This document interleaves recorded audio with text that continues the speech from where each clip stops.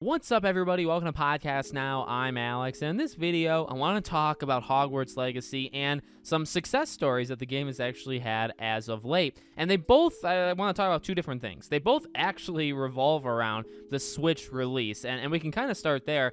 I think they deserve, take a bow. Take a bow, because you know what? Is it the most perfect thing of all time? No, okay? But from everything that I've seen, I've watched several people break down the Switch port very detailedly. There's some great content creators, even some that just focus on the Switch, that did a really great job. The game seems to be pretty good on the Switch. Now, they took some hits, like they purposely limited things, and the loading screens are kind of out of control, it sounds like, where Hogsmeade even is divided into kind of like sections, right? So they definitely had to, take some stuff back in order to make it work. But you know what? To put it on a dying platform, dying in the sense that it's too old, not the fact that it's like not good. The Switch is awesome, but it's way past its expiration date. And the fact that they got this thing running, it's actually more embarrassing for like the Mortal Kombats of the world, or really almost any game. I think what has been kind of known though is, although yes, the Switch is too old, and like I wouldn't blame any of these people or the developers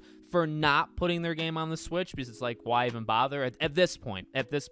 But it does prove that, hey, if you take your time and you really try to focus, again, you're going to have to make concessions and you're going to have to kind of remove and pull back some stuff, but you can make it work. Games that come out on the Switch that are totally broken or unplayable, and the ones that you see clips floating around, in terms of people laughing at it, those are rushed. Those are ones that they're just putting it out because they know that's an extra however many million copies just because you put it on Switch. It's not good. It's not a good version. And although, yeah, the Switch really can't handle any of these games like to their fullest potential, if you focus on it, then you can make it work. So in terms of taking a bow, they do truly, for as much as they did have to pull back, and it's definitely, I don't know why you would get the game on Switch. Okay, in terms of travel and stuff, yeah, but if you had a choice and you could only get this game once, why you would ever get it on the Switch, I'd literally have no clue, why you would do that. But they do deserve, I think, a lot of props, because they seemingly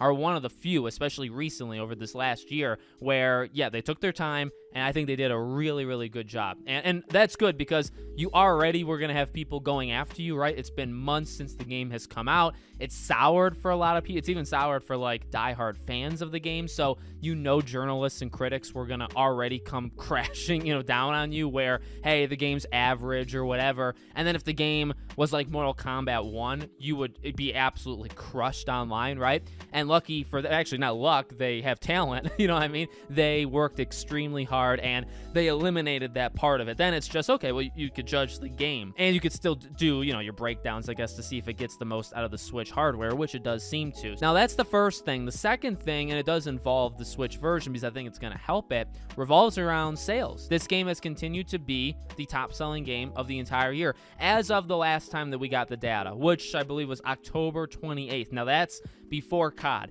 Now, here's the deal. I do selfishly want Hogwarts Legacy to be the highest selling game of 2023. I really do. Spider-Man, I think, is going to get close, but COD is going to sell really well. Spider-Man, for as well as it's selling, and it's selling, sounds like, even more than what Spider-Man PS4 did, which is outrageous, by the way. That's actually insane. But Spider-Man still only has, one base it can work with. If it came out on PC, or maybe eventually when it does come out on PC, that'll certainly help it. But Hogwarts has the benefit of multiple systems and then also the Switch. So, I mean, you throw that in, you throw a couple things in. The Switch version's not a complete disaster. In fact, it's not a disaster at all. So I think you can kind of pencil them in for some pretty good sales this holiday, not just from the Switch. I think it'll sell actually really well on the Switch this holiday season, and it's a really good time to release it, but also all those, you have Black Friday sales, you have holiday sales of people that just missed it originally. So I think Hogwarts Legacy is going to get a pretty big bump over the next month and a half, and it's always been high in every single month since it's come out. Even over those summer months, right, the dog days of summer, it was still really high, on the list, sometimes even number one. So I think it's going to hold. Call of Duty's kind of had some problems, right, as people have kind of spoken out against it over the last few weeks. So, it's normally the best-selling thing, period, outside of GTA or Red Dead, right? COD normally crushes it. But I don't know. I feel like if there was ever a time Hogwarts was so big. Anyway, like, what does all this mean? Well, I just kind of want to give, credit to them for it. Doesn't necessarily mean like the game is the greatest thing of all time.